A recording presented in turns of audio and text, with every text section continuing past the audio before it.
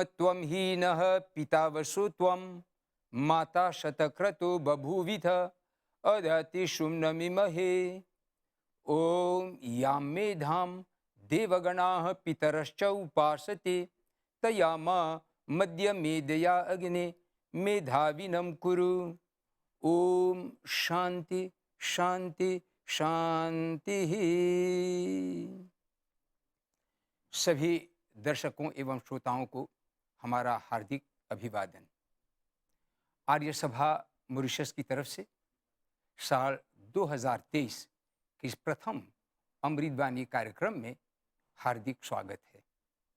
प्रिय परिवारगण, 2-4 दिन हुए यह नया साल चढ़ा। 2022 हमेशा के लिए चला गया, दोबारा आने वाला नहीं है।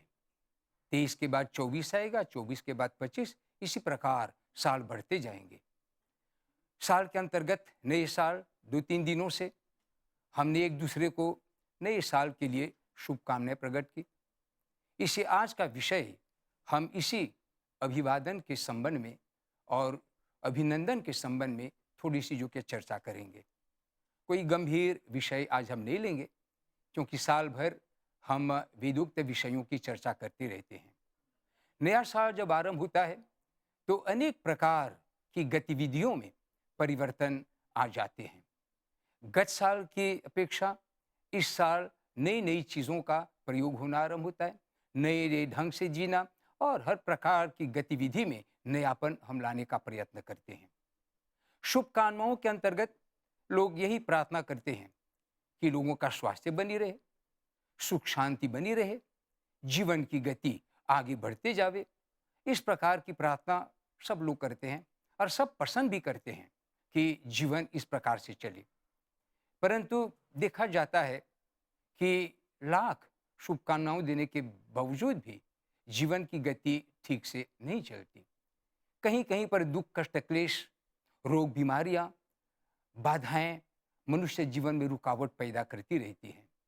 इसका मतलब ये होता है कि परम पिता परमात्मा ने कुछ और बात कही है और हम कुछ और करते हैं। यही कारण है कि जीवन को हम ठीक नहीं बना पाते हैं। आज हम आपको बतावें कि हमारे शास्त्रों के अंतर्गत, वेदों के अंतर्गत अनेक ऐसे मंत्र हैं जहाँ परमात्मा बताते हैं कि हे मनुष्य, अगर तू चाहे कि तुम्हारा साल अच्छा बने, उत्तम बने, श्रेष्ठ बने, जैसा तू चाहता है वैसा बने, तो तुमको कुछ विशेष नियमों के आधार पर चलना होगा। सबसे पहले विकास, डेवलपमेंट, तुमको इस पर बहुत बल देना होगा। और मंत्रों के आधार पर महर्षि स्वामी दयानंद सरस्वती ने भी आर्य समाज के 10 नियमों में एक नियम डाल दिया है कि प्रत्येक मनुष्य को अपना शारीरिक, आत्मिक और सामाजिक उन्नति करनी चाहिए।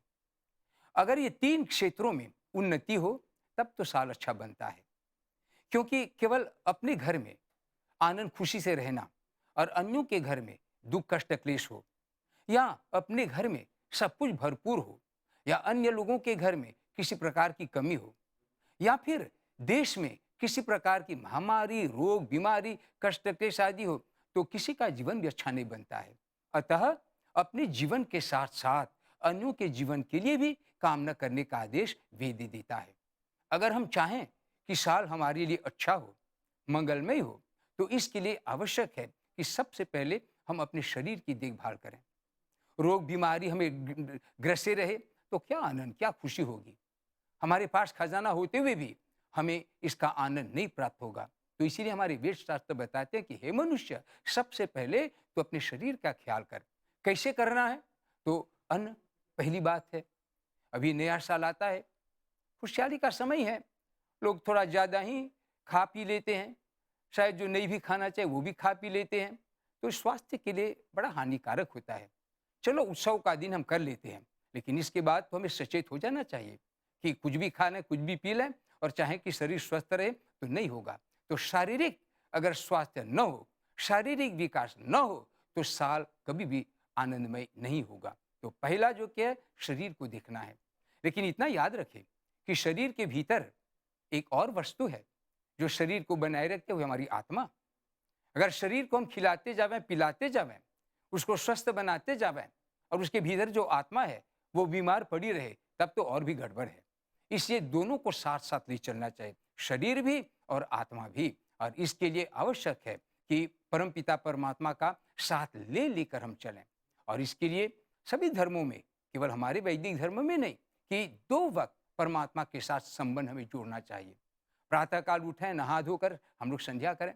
सायं काल में काम धाम करके लौटने के बाद भोजन करने से पहले फिर से हम लोग संध्या करें। मतलब परमात्मा के साथ हम लोग संबंध जोड़े रहें, न छोड़ें। और इस प्रकार आत्मा को भी हम बलिष्ठ बनावें, तब तो जीवन ठीक से चलेगा। शरीर के बाद आत्मा का, मैंने कहा शारीरिक, फिर आत्मिक, उसके बाद जो कि समाज को भी अच्छा होना जरूरी है। अगर समाज ठीक नहीं हो, बिगड़ा हुआ हो, तब तो जीवन में अनेक प्रकार की बाधाएं आ सकती है। मनुष्य को सामाजिक प्राणी माना गया है, ए सोशल बीइंग, ह्यूमन बीइंग। तो इसलिए बिना समाज का हमारा जीवन ठीक से नहीं चलेगा। इसके लिए आवश्यक है कि हम लोग समाज को भी उत्तम बनावें। समाज को उत्तम बनाने के लिए भी अनेक साधन बताए गए हैं। शुरुआत कहाँ से होनी चाहिए? तो पहले जो कि है, अपने घर को बनावें। बाल बच्चों को, परिवार के लोगों को अच्छा मार्ग दिखाएं, उन्हें अच्छी शिक्षा देवें, बच्चों में अच्छे गुण डालें, अपने वातावरण को उत्तम बनावें। तो यहाँ से शुरू होता है सामाजिक उन्नति। यहाँ से समाज, अपने घर के समाज को आप उन्नत करें, उनको योग्य बनावें, तब आप बाहर निकलें। गांव के लोग, पास पड़ोस के लोग, समाज के लोग, उनका भी कुछ ख्याल करें। इसके लिए तो हमारे देश में सामाजिक संस्थाएं भरी पड़ी हैं, जहाँ पर नियमित रूप से यज्ञ, पूजा पाठ, भजन कीर्तन आदि होते रहते हैं। तो उनमें भी जाकर भाग लेवें, बच्चों को भी ले जावें। और इस प्रकार इन गुणों को प्राप्त करके निश्चय है कि साल उनके लिए अच्छा होगा। केवल शुभकामनाएं नहीं, इस प्रकार वो भी अपना कर्म करें। समाज, गांव के अलावा देश भी होता है, देश के लिए भी हमें काम करना है। देशभक्ति मनुष्य के जीवन का एक अंश है। हम लोग नहीं सोचें कि केवल देश का काम जो राजनीतिक लोग हैं, पॉलिटिकल लोग हैं, ये उनका मामला होता है। अगर हम लोग इसमें सहयोग नहीं देवें, नियमों का पालन नहीं करें, देश को उन्नत करने में अपना सहयोग न दें, तो वे क्या करेंगे? कुछ नहीं कर सकेंगे, क्योंकि सारा देश तो हमारे जनता के साथ चलती है। तो इसलिए प्रिय परिवारगण, हम यही कामना करते हैं कि हम उन्नति अगर करना चाहें, केवल व्यक्तिगत का देखें, तब तो साल अच्छा नहीं होगा। इसलिए जरूरी है कि हम ये सारी चीजों को एक साथ लेकर चलें, अपना भी, अन्यों का भी कल्याण करें। सबका उपकार करना, सबकी भलाई करना, ये मानव योनि की विशेषता है। इसके साथ साथ जो अगली बात आती है, वो है अपने मन के भीतर जो हम लोगों के गुण और स्वभाव है, वो भी बड़े अच्छे होने चाहिए। 3 प्रकार की चीजें परमात्मा ने हमको दी हैं, जिनके द्वारा मनुष्य का विकास हो सकता है। हमारी मस्तिष्क, हमारी वाणी और विशेष करके हमारा मन। अगर ये तीनों ठीक से काम करे, अपने अपनी जिम्मेदारियों को ठीक से निभाए, तब तो गारंटी है, निश्चय है कि हमारा जीवन उत्तम बनेगा, साल अच्छा बनेगा। तो चलें मिलकर इसी कार्य को हम करें। साल अभी अभी तो आरंभ हुआ है, हमारे सामने पूरा 1 साल है। याद रहे कि दिसंबर 2023 भी आएगा। जब दिसंबर आएगा तो क्या बोलेंगे कि इस साल के अंतर्गत हमने क्या किया।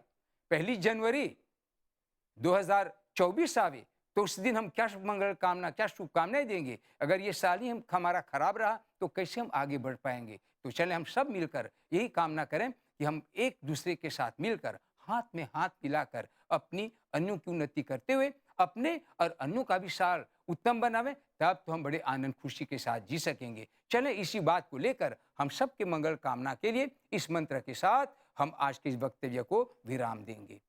ओम अग्नेनय सुपथाराय अस्मान् विश्वानि देव वयुनानि विद्वान् युयोध्यस्मज्जुहुरार्णमेन भूयिष्ठान्ति नम युक्तिं विधेम।